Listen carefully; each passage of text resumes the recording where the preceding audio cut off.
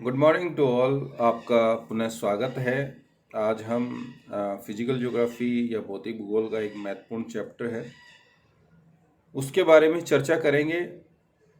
Weathering के बारे में आज हम बात करना चाहेंगे, जिसे हम अपेक्षा कहते हैं। अपेक्षा की जो प्रक्रिया है उसको समझने से पूर्व कुछ बेसिक कॉन्सेप्ट्स हैं जो अपेक्षा की प्रक्रिया से जुड़ी हुई हैं, उनके ऊपर हम चर्चा करना चाहेंगे। सबसे पहले हम बात करते हैं अनाच्छादन की, डेनुडेशन की। हम जब बात करते हैं तो इस तरह के जो सवाल हैं, कई बार आपसे वो अपेक्षा किसे कहते हैं, प्रक्रियाएं क्या हैं, या अपर्दन के संदर्भ में सवाल पूछे जाते हैं।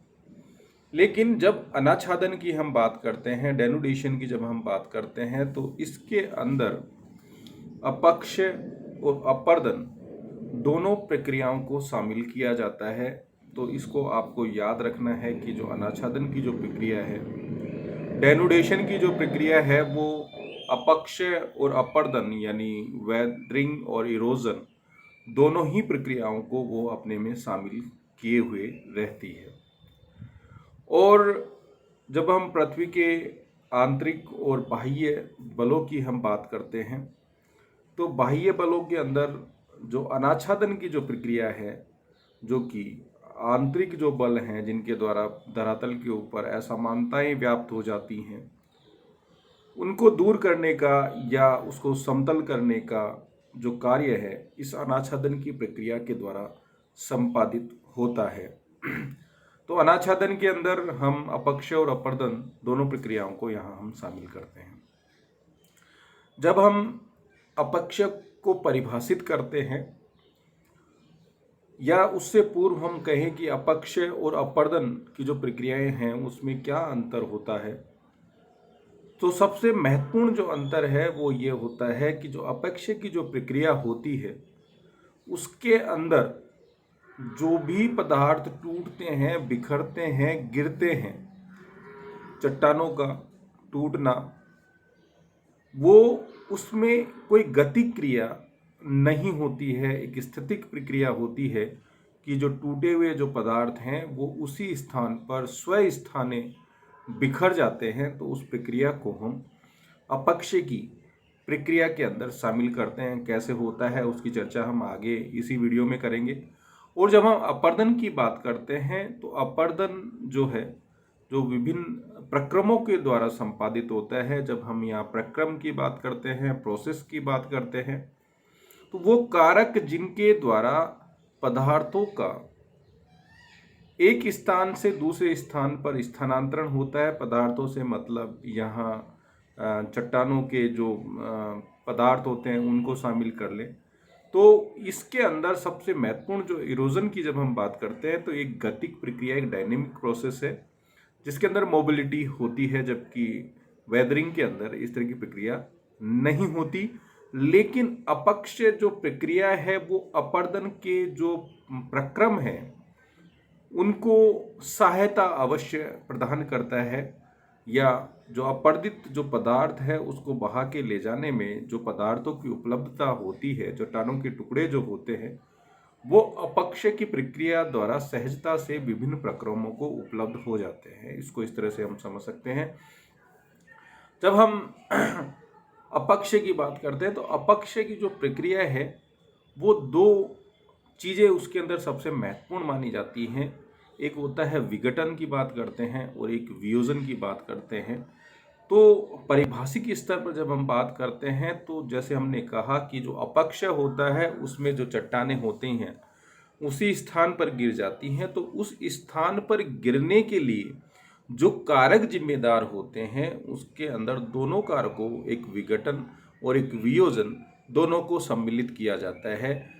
डिसइंटीग्रेशन की बात कर लें या डिकम्पोजिशन की बात करते हैं, तो अपक्ष के परिभाषित स्तर पर ये दोनों शब्द बड़े महत्वपूर्ण हो जाते हैं।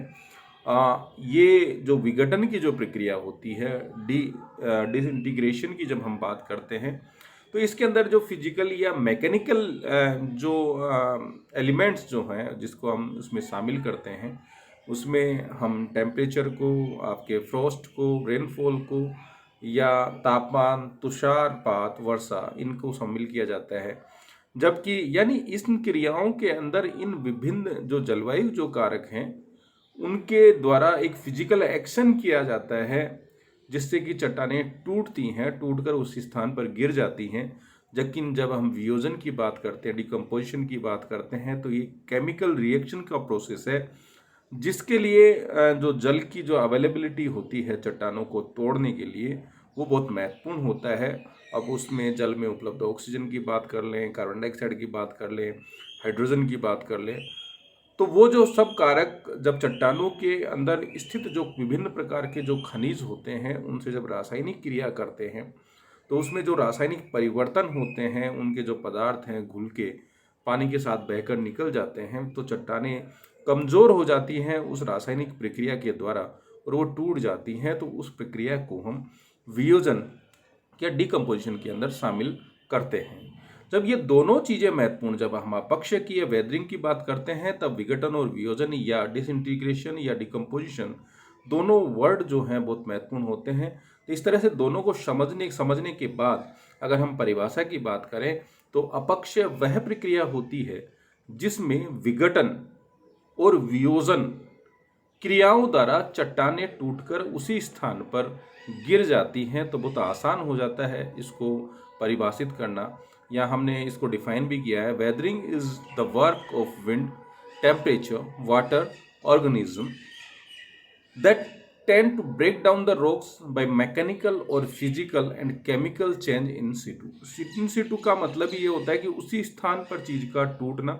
और जब हम फिजिकल और केमिकल की बात करते हैं, या फिजिकल और मैकेनिकल दोनों एक चीज़ है, केमिकल की जब हम बात करते हैं, वहाँ जो हमारा मतलब जो होता है वो इसी विघटन और वियोजन या डिसइंटीग्रेशन या डिकम्पोजिशन से हमारा उसका तात्पर्य होता है। अब जो अपक्षय की जो प्रक्रिया होती है उसके ऊपर ऐसे कौन से कारक हैं जो उसकी प्रक्रिया को स्लो करते हैं या उसको नियंत्रित करने का काम करते हैं। अगर उन कारकों की जब हम अपक्षय के संदर्भ में बात करते हैं, तो जो चट्टानों की जो संरचना होती है या उसका जो कंपोजिशन है, उसका जो स्ट्रक्चर है, कि किस तरह से जो चट्टानें स्थित है, वो बहुत महत्वपूर्ण होता है। वो चट्टानों की अपक्षय की प्रक्रिया को न केवल नियंत्रित करती हैं बल्कि उसको निर्धारित करने का भी काम करती हैं। जब चट्टानें कमज़ोर होती हैं, असंगठित होती हैं, असंगठित का मतलब जहाँ यहाँ ऐसी जो चट्टानें जिसमें रंध्र हों, पोरस हों, वो जो चट्टानें होती हैं वो कमज़ोर होती हैं। जैसे कि चूना पत्थर की बात करें, हम डोलामाइट की बात करें, तो उन चट्टानों के ऊपर इन विघटन और वियोजन के जो कारकों का जो प्रभाव है वो ज़्यादा होता है। जबकि जो कठोर चट्टानें होती हैं या जो संगठित चट्टानें होती है जिनमें पोरस नहीं होते, रंध्र नहीं होते, उन चट्टानों के ऊपर इन विघटन और वियोजन के जो कारक हैं उनका प्रभाव जो होता है कम पड़ता है। इसका मतलब चट्टानों की जो संरचना है वो अपक्षय की प्रक्रिया को निर्धारित करने में महत्वपूर्ण रोल प्ले करती है। जब हम उसकी स्थिति की बात करते हैं, तो कुछ चट्टानें एक तरह से क्षैतिज होती हैं, कुछ चट्टानें इस तरह से खड़ी होती हैं। तो जो क्षैतिज चट्टानें होती हैं वो ये विभिन्न अपक्षय के जो कारक हैं, चाहे वो तापमान हो, वर्षा हो, या जो रासायनिक जो क्रियाएं हैं, वो उतना उनके ऊपर प्रभाव नहीं होता जितना एक लंबवत जो खड़ी चट्टानें होती हैं उसके चारों तरफ से जो है ये विभिन्न प्रकार के जो विघटन और वियोजन के जो कारक हैं उनके द्वारा अपक्षय की जो प्रक्रिया है वो ज़्यादा तेजी से संपादित होती है। जो लंबो चट्टानें होती हैं उसके अंदर विभिन्न प्रोसेस से जो अपक्षय होता है, तो वो जो पदार्थ हैं वो वहाँ से चाहे वो ग्रेविटेशनल फोर्स की हम बात करें, गुरुत्व बल के कारण उनकी उस जगह से वो खिसक भी जाते हैं, तो आपके ऊपर जो पदार्थ का जमाव होता है वो रिमूव हो जाता है। तो अपक्षय के जो कारक है नीचे की जो चट्टानें होती हैं उनके ऊपर भी ज़्यादा प्रभावकारी होते हैं। तो लंबवत जो स्थिति होती है चट्टानों की, वहाँ पर अपक्षय के जो कारक हैं ज़्यादा प्रभावशाली होती हैं बजाय कि जो क्षैतिज चट्टानें होती हैं। ढाल की बात हमने यहाँ की, तो लंबवत जब चट्टानें होंगी वहाँ पर ढाल है स्वाभाविक रूप से ज़्यादा होगा, और जहाँ ढाल ज़्यादा होता है वहाँ अपक्षय के द्वारा अपक्षित जो पदार्थ होते हैं वो खिसक कर शिफ्ट हो जाते हैं। तो पुनः ऊपर जो है अपक्षय के जो कारकों के द्वारा चट्टानों का विदीर्ण होना या टूटना की प्रक्रिया जो है तेजी से संपादित होती है। जलवायु जो कारक है वो भी बहुत महत्वपूर्ण है। अब जलवायु जो है अपक्षय के जो विघटन और वियोजन के जो कारक हैं उनको निर्धारित करने में महत्वपूर्ण रोल प्ले करता है, क्योंकि जो उष्णकटिबंधीय जो शुष्क जो भाग होते हैं वहाँ पर जो फिजिकल जो कारक होते हैं, चाहे वो तापमान हो या अकस्मात वहाँ पे वर्षा की अवेलेबिलिटी हो, या दिन और रात के टेम्परेचर में बहुत ज़्यादा अंतर होना, ये सब कारक जो हैं फिजिकल या मैकेनिकल जो अपक्ष होता है जिसको हम विघटन कहते हैं, वो कारक ज़्यादा प्रभावशाली होते हैं। जबकि जहाँ ट्रॉपिकल और रेनी एरियाज जो होती हैं, जहाँ पर वर्षा की मात्रा ज़्यादा होती है, वहाँ पर रासायनिक जो अपक्षय के जो कारक है जिसको हम वियोजन कहते हैं, वो कारक ज़्यादा प्रभावशाली होते हैं। उच्च अक्षांशों की हम बात करें तो वहाँ पर जो पानी जो है, जो टेम्परेचर में अंतर होने के कारण जो चट्टानों में जो पोरस जो रॉक्स होती हैं उसमें जला जाता है, फिर वो जम जाता है। तो उस तरह की जो कारक हैं तो वो फिजिकल फैक्टर्स में आते हैं। तो उस तरह के जो अपक्षय की जो प्रक्रियाएं हैं संपादित अधिक होती है। साथ ही जो लीचिंग एक्शन जो होता है, अपक्षालन यानी ऊपर के पदार्थों को अलग कर देना, वेशिंग और ड्रेनिंग बाई परकोलेशन के द्वारा जो पदार्थ हैं जो बह के चले जाते हैं, तो उसके कारण भी जो है अपक्षय की जो प्रक्रिया है वो ज़्यादा तेज़ी से संपादित होती है। वनस्पति की हम बात करें तो वनस्पति एक तरह से अपक्षय को बढ़ाती भी है और अपक्षय को सीमित भी करती है। जहाँ पेड़ों की जो जड़ें होती हैं वो चट्टानों को तोड़ने का काम करती है, लेकिन कई जगह जो चट्टानों को एक तरह से संगठित या जो असंगठित जो चट्टानें होती हैं उनको बांध के रखने का काम भी करती हैं वनस्पति के द्वारा। इसीलिए हम कहते हैं कि जहाँ वनस्पति का विस्तार ज़्यादा होता है वहाँ पर अपर्दन की जो प्रक्रियाएं हैं वो सीमित हो जाती हैं। तो कहीं न कहीं जो वेजिटेशन होती है वो वेदरिंग को कंट्रोल भी करती है और वेदरिंग के लिए, अपक्षय के लिए जिम्मेदार भी होती है। ये जो 3 प्रकार के जो हमने बात की अपक्षय के जो प्रकार हैं वहाँ इनकी हम यहाँ बात कर रहे हैं। तो जो अपक्षय के जो कारक हैं उसमें 3 तरह की उसकी हमने बात की यहाँ पे। एक भौतिक या यांत्रिक अपक्षय जिसके लिए जो कारक जिम्मेदार होते हैं, जल, सूर्यताप, तुषार, वायु दाब जो है वो भी। रासायनिक कारकों की हम बात करते हैं तो ऑक्सीजन, कार्बन डाइऑक्साइड, हाइड्रोजन। लेकिन ये क्रियाएं तभी संपादित होती है रासायनिक क्रियाओं जब ये पानी के साथ चट्टानों के ऊपर क्रियाशील होती हैं, नहीं तो वातावरण के अंदर इनकी अवेलेबिलिटी रहती है तब ये उतनी चट्टानों के ऊपर क्रियाशील नहीं रहते हैं। जैविक कारकों की जब हम बात करते हैं तो वनस्पति है, स्वयं मानव भी है, जीव जंतु हैं, वो भी जो अपक्षय के लिए जिम्मेदार होते हैं। यहाँ जो फिजिकल या मैकेनिकल जो इरोजन है उसकी जो कुछ टाइप्स हैं उनकी हमने बात की। Block disintegration due to temperature change, चट्टानों का बड़े बड़े टुकड़ों में टूट जाना। Granular disintegration of rocks due to temperature के कारण छोटे टुकड़ों में टूट जाना।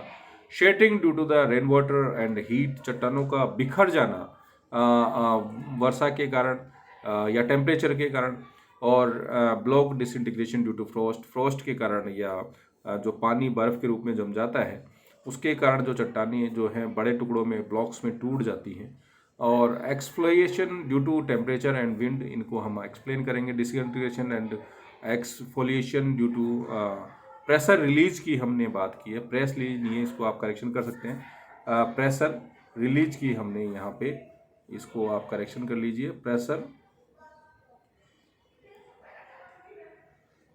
प्रेशर रिलीज की हमने यहाँ पर बात की।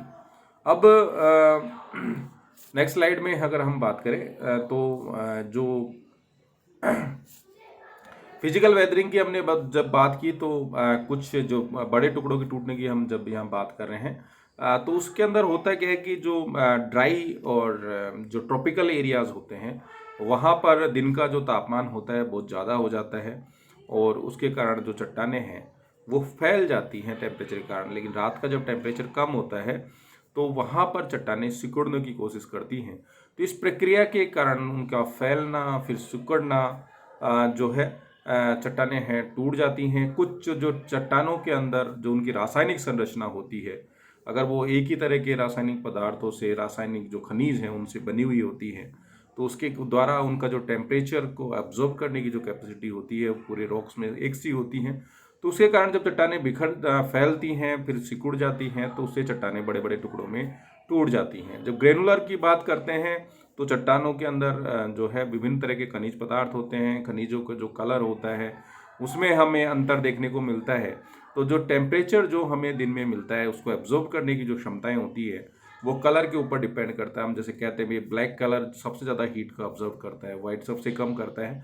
तो इस तरह से कलर के अंतर होने के कारण, यानी कलर में अंतर किस कारण से होगा, जो चट्टानें हैं उसके अंदर जो खनिज पदार्थ हैं उसकी जो रासायनिक जो संरचनाएं होती हैं वो उसको निर्धारित करती हैं। तो एक ही चट्टान के अंदर अगर कलर्स में डिफरेंसेस हमें देखने को मिलते हैं तो हीट को ऑब्जर्व करने की जो क्षमताएं हैं उसमें अंतर होगा। तो वहाँ पर जो चट्टानों के फैलने की जो स्थितियां हैं उसमें भी हमें अंतर देखने को मिलेंगी। तो वहाँ पर जो चट्टानें हैं छोटे टुकड़ों में ग्रेनुलर फॉर्म के अंदर टूट कर गिर जाती हैं। Shattering due to rain water and heat, दिन में टेम्परेचर ज़्यादा हो जाए, चट्टानें गर्म हो जाएं, उसके बाद वहाँ पर अचानक बारिश की स्थितियाँ हो जाएं तो चट्टानें जब गर्म चट्टानों के ऊपर गिरती हैं तो उनमें चटकने हो जाती है। जैसे हम कांच के संदर्भ में पढ़ते भी हैं कि गर्म कांच के ऊपर, जो कांच खुद एक अपने आप में एक खनिज पदार्थ है, और जब चट्टानों की बात करते हैं तो खनिजों का संगठित स्वरूप ही जो रॉक्स कहलाती है। तो वहाँ पर पानी जब गर्म चट्टानों पे गिरता है तो चट्टानों में जो है क्रैक्स हो जाते हैं। तो वहाँ भी अपेक्षय की जो प्रक्रिया, तो इसको हम मैकेनिकल वेदरिंग के अंदर शामिल करेंगे। फ्रॉस्ट की जब हम बात करते हैं तो यहाँ हमने इसको डायग्राम से भी जो समझाया भी है इस नेक्स्ट डायग्राम के अंदर। यहाँ वाटर कलेक्ट्स इन रॉक्स, जो पोरस जो रॉक्स होती है उसमें दिन में जो पानी है वो चला जाता है, और जब उसका रात का जो टेम्परेचर जब कम हो जाता है तो वो जो है पानी जो है आइस में कन्वर्ट हो जाता है। तो क्या होगा कि water freezes and expands forcing cracks to widen, यानी जब पानी जमता है तो उसका एक्सपेंशन होता है, या ये कहें कि जल की तुलना में जो पानी है, जल की तुलना में जो बर्फ़ होती है उसको अधिक आयतन की 9% अधिक आयतन की आवश्यकता होती है, और उसके कारण जो है चट्टानों के ऊपर प्रेशर पड़ता है। यहाँ डायग्राम में हमने दिखाया भी है कि यहाँ पोरस रॉक्स में पानी चला गया, टेम्परेचर कम हुआ, पानी बर्फ़ के रूप में जम गया तो उसका आयतन बढ़ गया, आयतन बढ़ गया तो यहाँ पर जो है जो चट्टानें हैं उस आयतन बढ़ने के कारण दोनों तरफ जो है उसका प्रेशर पड़ता है, और इस तरह से जो चट्टानें हैं जो हैं टूट जाती हैं। तो ये बार बार इस तरह के जो प्रेशर काम करते हैं तो इस तरह की चीज़ें वहाँ पर संपादित होती हैं। हमने ये भी कहा कि repeated cycle of freezing and thawing, यानी गर्म होना फिर पिघलना जमना, ये प्रक्रियाएं जब चलती रहती हैं, और जो जल होता है हमने बताया कि एक्सपेंडिंग जो प्रॉपर्टी होती है, स्पेसिफिक प्रॉपर्टी होती है कि वो 9% जो है जब वो फ्रीज होती है तो उसका जो आयतन है जो है वो एक्सपेंड हो जाता है, बढ़ जाता है। तो वहाँ पर इस तरह की जो चीज़ें हैं उसके द्वारा चट्टानों का जो टूटना है वो देखने को मिलता है। यहाँ कुछ वर्ड्स की हमने बात की है। जब इसको वेदरिंग को हम समझाते हैं विभिन्न परीक्षाओं के अंदर इस तरह के जो सवाल हैं आप लोगों से पूछे भी जाते हैं। जब मैंने कहा कि जहाँ पर ढाल अधिक होता है जो कि अपेक्षय की प्रक्रिया को निर्धारित भी करता है, तो वहाँ जब चट्टानें टूट जाती हैं तो स्लोप के कारण, स्लोप ज़्यादा होगा तो यहाँ जो अपरदित पदार्थ जो टूट गया वो स्लोप के कारण नीचे की तरफ, गुरुत्व बल के कारण, ग्रेविटेशनल फोर्स के कारण नीचे की तरफ मूव कर जाता है। तो यहाँ जो अपरदित पदार्थ यहाँ इकट्ठा हो गया था तो नीचे की जो चट्टानें थी उनको वो प्रोटेक्शन देता है, लेकिन वो बार बार इधर नीचे की तरफ उसकी शिफ्टिंग होती है तो नीचे की जो चट्टानें वापस धरातल पर दिखती हैं, फिर अपक्ष के जो कारक है उसके ऊपर कार्य करते हैं, फिर वो करती है। तो यहाँ तेजी से होता है, लेकिन जो ये पदार्थ हैं, जो चट्टानों के जो टुकड़े वेदरिंग की प्रक्रिया के द्वारा जहाँ इकट्ठे हुए थे और उसके बाद वो नीचे की तरफ जब भूमि सर्पण होता है जिसको हम सोलिफ्लेक्शन कहते हैं, तो उसके कारण जो है चट्टानें नीचे की तरफ ढाल का जो नीचे वाला जो भाग होता है वहाँ पर इकट्ठी हो जाती हैं। तो इसको हम भूमि सर्पण कहते हैं। और जब वो पदार्थ नीचे संगठित हो जाता है तो उन चट्टानों के टुकड़ों को या जो चट्टानों के संचित जो भाग है उसको हम टोलस के नाम से या भग्नाश्म राशि जो रॉक्स के जो पार्ट्स होते हैं उसके नाम से हम उनको जानते हैं। जब हम प्लेकिंग की बात करते हैं तो ये प्लेकिंग जो प्रक्रिया होती है वहाँ ये उन क्षेत्रों में देखने को मिलती है जहाँ चट्टानें बेसिकली एक तरह से हॉरिजेंटल होती हैं, क्षैतिज होती हैं, और वहाँ ऊपर की जो चट्टानें होती हैं, सपोज ये चट्टान का ऊपरी भाग या नीचे का भाग हो का, तो वहाँ ऊपर का जो भाग है वो सीधा जो टेम्परेचर के संपर्क में आएगा तो इसका टेम्परेचर ज़्यादा होगा, जबकि नीचे वाला जो भाग है वहाँ टेम्परेचर कम रिसीव होता है, तो ये कम तापमान। तो इन दोनों चट्टानों के गर्म होने के कारण एक्सपेंड होना या फैलने की जो प्रक्रिया है उसमें हमें अंतर देखने को मिलेगा। तो ये जब चट्टानें अलग अलग दर से जब फैलती हैं तो ये एक दूसरे के ऊपर एडजस्ट नहीं कर पाती, उसके कारण जो चट्टानें हैं वो टूट जाती हैं। तो इसको जो ये प्रक्रिया होती है इसको हम फ्लैकिंग के नाम से जानते हैं। एक तरह से ये छिलका जो हट जाता है ऊपर से, उस तरह की प्रक्रिया होती है, इसलिए इसको ऑनियन वेदरिंग के नाम से, या चट्टानों के ऊपरी निचले भागों के तापमान के अंदर विभिन्न दरों से गर्म होने के कारण उनका जो एक्सपेंशन होता है और उस एक्सपेंशन में अंतर होने के कारण जब चट्टानें टूट जाती हैं तो उसको हम फ्लैकिंग के नाम से जानते हैं। अवतरण की बात करें, फोलिएशन की हम बात करते हैं, तो जो ऊपर का जो अपक्षित पदार्थ, जो विभिन्न प्रकार के जो कारक जो होते हैं, प्रक्रियाएं, जो प्रोसेस जो होते हैं हवाओं के द्वारा, पानी के द्वारा, जब उनको उड़ा दिया जाता है, हटा दिया जाता है वहाँ से, तो उस प्रक्रिया को हम अपदलन की प्रक्रिया के अंदर हम शामिल करते हैं। यहाँ रासायनिक अपक्षय की हम यहाँ बात करें, जिसको हमने वियोजन की हम बात कर रहे थे, डिकम्पोजिशन की हमने बात की थी, उसके अंदर जो मुख्य जो क्रियाएं हैं ऑक्सीडेशन है, कार्बोनेशन है, हाइड्रेशन है और डिसिलिकेशन है। तो इनको हम यहाँ थोड़ा थोड़ा हम चर्चा करेंगे। केमिकल जो वेदरिंग की हम बात करते हैं, जब चीज़ें डिज़ोल्व हो जाती हैं तो उसके कारण जो है जो आंतरिक जो भाग होते हैं डिज़ोल्व घुलने के कारण, तो जहाँ पर एक तरह से हम लाइमस्टोन जो रॉक्स होती है उन क्षेत्रों में इस तरह का जो रासायनिक जो अपक्षय होता है वो हमें ज़्यादा देखने को मिलता है। जैसे हमने यहाँ भी कहा भी है, such as limestones are dissolve, तो वहाँ पर केव्स जो होती हैं, जो गुफाएं जो होती हैं, कंदराएं जिनको हम कहते हैं, उनका निर्माण हो जाता है केमिकल वेदरिंग के कारण।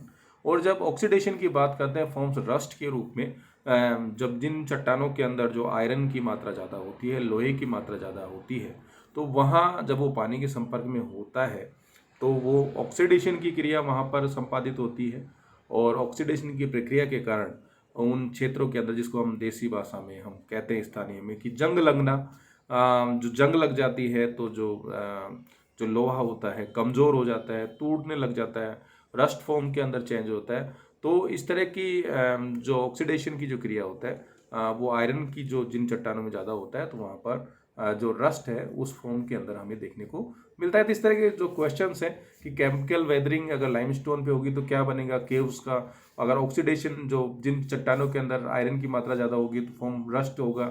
हाइड्रोलिसिस की बात करें तो जो हाइड्रोजन जो आयन होता है, तो इसका काम क्या होता है कि जो अदर आयन होते हैं उनको ये डिस्प्लेस कर देता है, फॉर्म इन डिफरेंट मिनरल्स में उसको चेंज कर देता है। और फेल्सफार की जब हम बात करते हैं, जिन चट्टानों के अंदर फेल्सफार ज़्यादा होता है तो वहाँ पर जो क्ले मिनरल्स होते हैं उनका ज़्यादा निर्माण होता है। तो इस तरह के जो सवाल है फेल्सफार के संदर्भ में पूछ लें, या हम जिनमें आयरन की मात्रा ज़्यादा हो, या लाइमस्टोन जो चूना चट्टानें होती हैं उनकी हम अगर हम बात करें। ऑक्सीडेशन की हमने अभी आपको समझाया, ये चट्टानें हैं जिनके अंदर आयरन की मात्रा पर्याप्त होती है, तो जब वो ऑक्सीडेशन की क्रिया होती है, रासायनिक क्रिया होती है, उसके कारण जो है वहाँ पर जंग जैसा जो रस्ट जैसा फॉर्म हो जाता है।